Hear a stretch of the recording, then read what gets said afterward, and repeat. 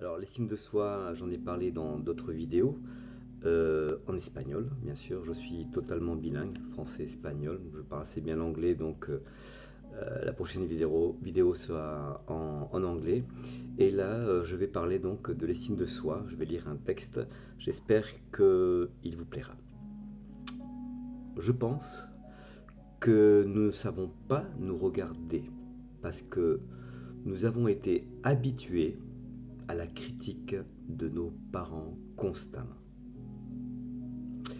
Parce que quand nous arrivons dans ce monde, le regard de nos parents est la preuve de notre existence. Si ce regard doux, admirable, sincère, aimant devient un regard judicieux, critique, méprisant, c'est destructeur. Et ça dure toute la vie, sauf si nous en prenons conscience et nous faisons tout pour l'analyser. Nos propres parents nous ont inculqué que nous étions de mauvais élèves, que nous étions ridicules. Ils nous apprenaient la honte. Souvent, ils nous disaient « ferme-la », de ne pas regarder, de ne pas parler aux personnes âgées sans respect, que nous nous tenions bien à table, que nous ne jouions plus, que nous ne jouions plus tant, que nous devenions responsables même de leurs propres mots, de ne pas faire du bruit. Ils ont réussi à certains d'entre nous à nous transformer en meubles, en esclaves. Souvent, nous étions des acheteurs de baguettes, de cigarettes, de journaux. Nous faisions la vaisselle. Et même, pour certains d'entre nous, on travaillait pour maintenir la famille. On croyait vivre heureux. Même beaucoup d'entre nous le pensent encore. Et au lieu d'avoir une enfance heureuse, ce qui devrait être, ça deviendrait un enfer parce que nous avons tous pris l'habitude de leur faire plaisir. Combien d'entre nous avons étudié jusqu'au martyre, c'est un petit peu mon cas, et les résultats étaient toujours insuffisants. Nous n'avons jamais fait les choses assez bien. Il manquait toujours quelque chose. Alors, une fois hors du nid, nous cherchons toujours l'approbation de notre père, notre mère. Et on devient de vrais toxicomanes qui recherchent la validation, l'approbation. Et on devient dépendant du jugement comme quand on était petit. Est-ce que ça c'est bien?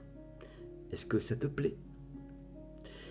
Et face à un revers de la vie, même insignifiant, il devient la montagne la plus haute à escalader ou à contourner, et nous nous tenons face à cette montagne, on la critique, évidemment on ne fait rien, parce que tout simplement personne nous a montré le chemin le plus court. Nos parents étaient engagés à nous critiquer constamment, sans évoluer, et surtout sans laisser l'être que nous sommes éclore à l'âge adulte. Il doit passer des années, des traumatismes et encore plus de traumatismes, des relations toxiques. D'ailleurs, j'en ai fait même une vidéo pour que vous preniez un petit peu conscience de ce que c'est qu'une relation toxique, de plus en plus traumatisante les unes après les autres, pour que nous nous rendions compte enfin que nous étions très perdus et que nos racines étaient à fleur de terre et ont volé selon le vent qui faisait ébranler nos structures et pour beaucoup d'entre nous ne sachant même pas pourquoi.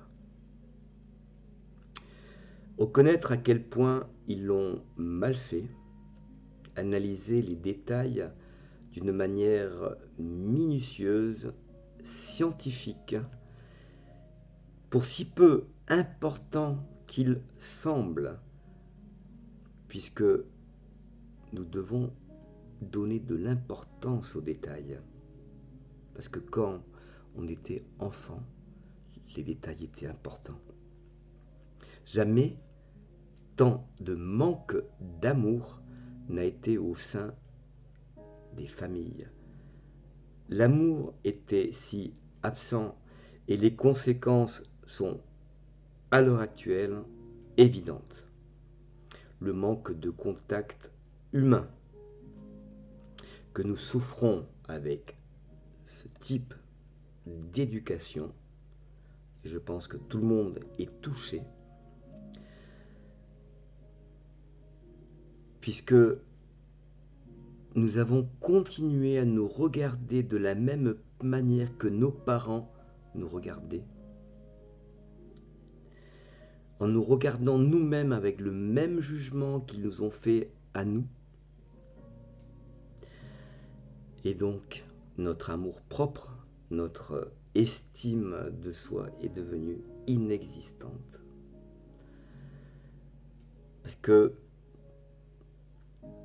quand on était dans notre famille, l'amour n'était pas inconditionnel, mais tout au contraire. Il était avec des conditions.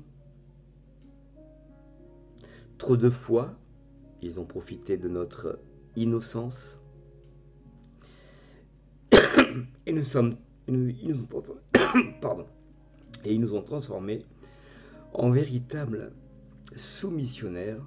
Beaucoup d'entre nous, au contraire, en de vrais rebelles, surtout quand nous avons reçu des mots gentils alors que c'était tout le contraire. Maintenant, vous devez regarder en arrière et comprendre que ces mots que nos parents nous ont dit sur nous-mêmes étaient un mensonge. Trop souvent, un mensonge pour leur commodité, mais jamais pour la nôtre.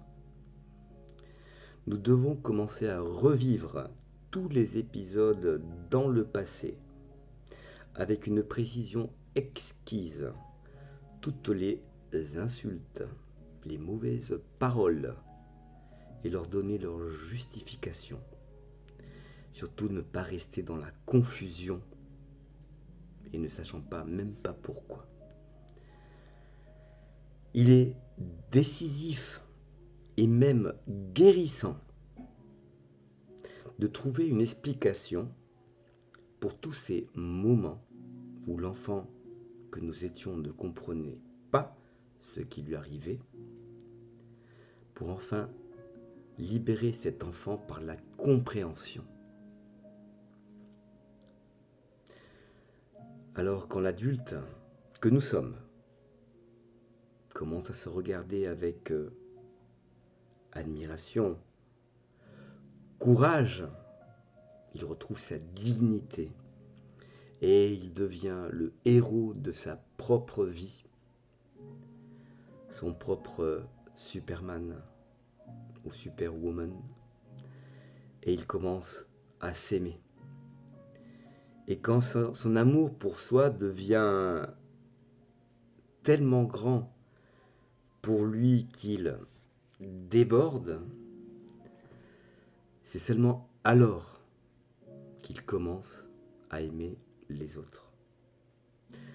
Voilà, vous allez retrouver cette vidéo donc comme je dis en espagnol et en français. J'espère qu'elle vous a plu et que vous allez tous vous souscrire au canal. J'en ai déjà d'autres en tête. Avec le temps, on verra bien. Mais je vous souhaite de le revoir s'il vous a plu ou de le partager si aussi il vous a plu. Et je vous souhaite donc une très bonne journée ou soirée. À très bientôt depuis le canal du Dr. Ifer. Au revoir.